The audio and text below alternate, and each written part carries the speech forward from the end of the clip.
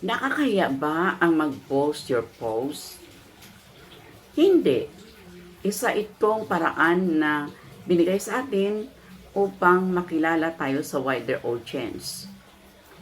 Hindi ko kinakaya na one time mayroon akong post na tungkol sa isa kong karanasan sa shopping center na may tumawag sa akin na nanay, ate, auntie. Sinabi ko doon, don't call me nanay, ate, or auntie. Hindi mo ako mother. I'm not your mother, I'm not your sister. So on and so forth. But honestly, that video already garnered 3.7 views without posting my video. In order to reach a wider audience, mga tao na hindi mo followers, na hindi nakakilala sa'yo, hindi mo friends sa Facebook, sa pamagitan ng post your post, your video, your reels, your post will be disseminated to other type of audience that will be targeted. Makilala ka na ng mga tao na hindi nakakilala sa iyo. So, the moment na kilala ka na, hindi na kailangan mag-post. Kahit once lang.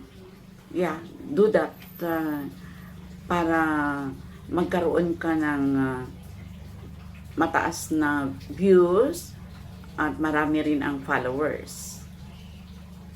Bagamat mayroon din siyang hindi kabutihan. The disadvantage is if your content is not already engaging for other people na once upon a time naging part ng post your post mo, they will naturally unfollow your Facebook account or your profile or your page. So, anong gawin mo in order to avoid their unfollow movement? Siyempre, pagandahin pa natin ang ating content na magiging engaging, relevant sa contemporary time. I suggest na it should be a content na parang na-divide ang opinion ng mga tao tungkol sa isang content. But tandaan, hanggat maaari, huwag kang magpadala sa mga pangyayari ngayon sa ating paligid at gawin mong content about politics, religion, and differences in culture of other people. Yan ay very sensitive na mga content na against sa community standards. Kaya tayo ay mag-isip ng mabuti ng magandang content. Huwag rin kung pwede sa ating video na habang tayo ay nagkaroon ng acting na may sumusunod sa atin na mga bata o bata sa likuran natin, that is highly discouraged.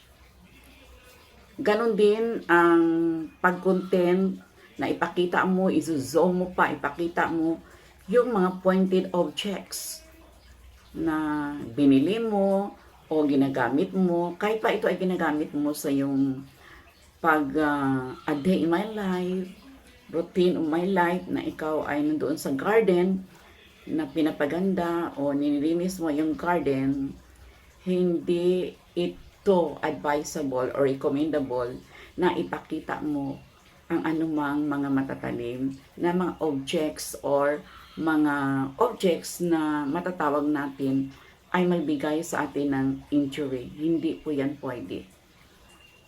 Ito ay sinasabi ko batay sa aking mga karanasan sa mga nakaraang post. Ganon din na pag video na lalo na sa mga lalaki na nakaubad pang itaas. Nudity is against community standards. Bagamat, there is an exception. Kung ikaw ay nagpakita ng video ng breastfeeding.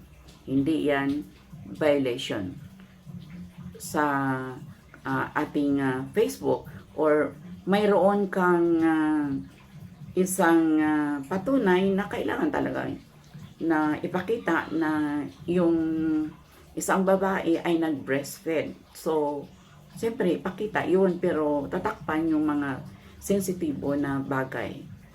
Ayun lamang mga na lanasan ko, mga lesson learned sa mga nakaraang araw na naging epektibo naman.